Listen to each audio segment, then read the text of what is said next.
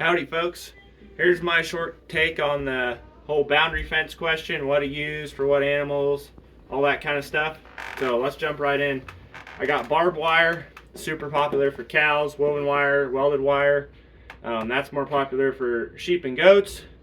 High tensile wire kind of fits in both places. Some of these will be electrified. Board fences, that's more of a corral thing, and then electric options, cattle panels, that's kind of a corral thing too. So barbed wire, if you're unfamiliar, is two strands of, I'd say like medium tensile strength wire with sharp barbs, which are twisted sharp pieces of wire that they put about this far. Really popular in cattle country. People have been using barbed wire for a long time. It's a fairly cheap option as far as fences go. I mean, it's not cheap, but there are other things that are more expensive. Pretty resilient. It doesn't work very good if it's not tight and well kept up. And it's not an impenetrable barrier. If the cows want to go through it, they'll go through it. Barbs won't stop. I mean, when you're putting out barbed wire, you use leather gloves to keep the barbs from poking you. Cows wear leather. So it can be good if it's kept up in good shape. If it's not, it's pretty much useless. But anyway, really popular in our area for wide open ranges where the cows can go anywhere they want as long as they stay inside the fence. So there's not much pressure for them to go through it.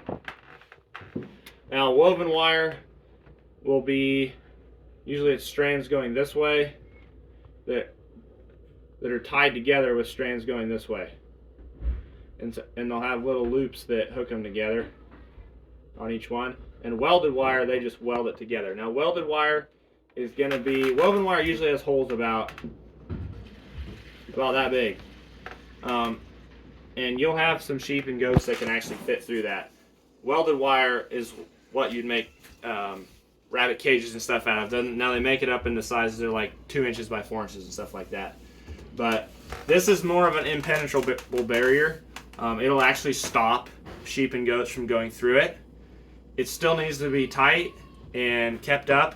Cows will, it'll stop most cows, like full speed right into it, it'll stop them if the posts are strong enough. But what cows will do is they'll push from the top down and they'll just squish it all down to the ground and just climb right over it if it's not high enough.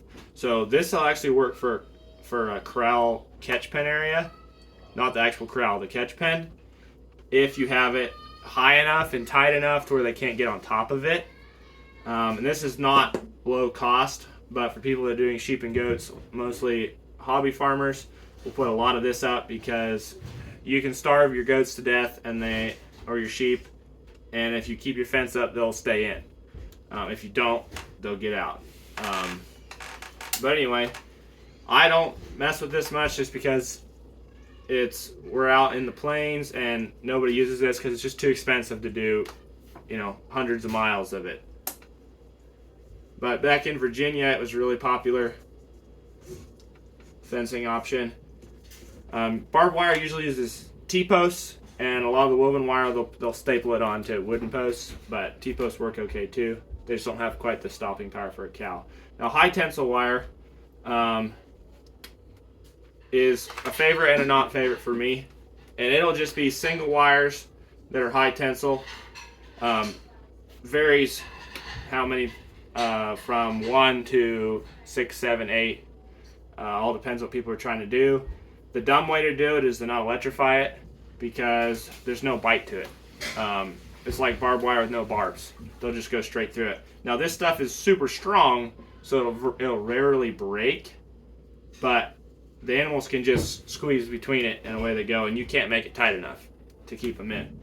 If you electrify it and put it on good posts like fiberglass posts or timeless posts, been pretty pleased with those.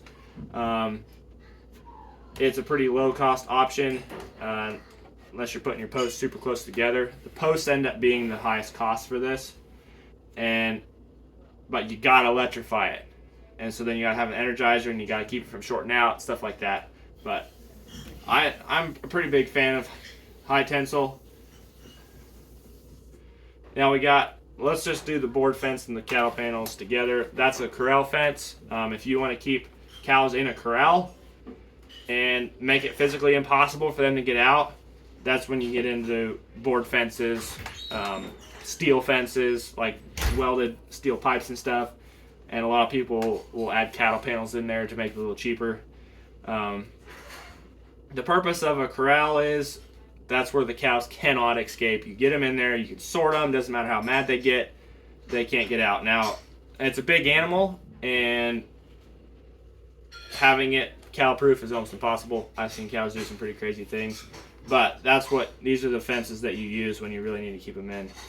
Now, electric options, this is my favorite, but it has some pretty big caveats. You've got to have your animals trained, and you got to keep your spark hot, and it's not an impenetrable barrier. So, say you're running your cows along a highway, they get spooked, they can run through the electric fence. Yeah, they're probably going to run through a barbed wire fence too. The woven wire might stop them. A board fence will stop them. But the electric is super cheap. And like for my sheep, I just run 2 wires. The bottom one's about 12 to 16 inches off the ground, and the top one is about 2.5 feet. And that's what I keep my sheep in, as a boundary fence, even up against roads and stuff. But if I have a sheep that goes through that, I either pull my rifle out and shoot it, or we catch it and put it on a trailer and it goes to the sale barn.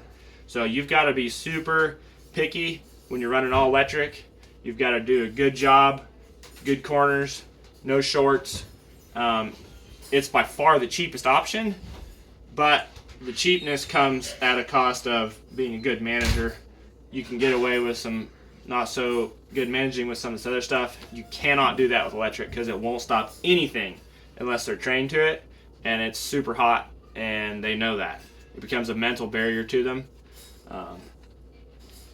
Anyway, those are my thoughts on boundary fence. So go do what you think is going to work best.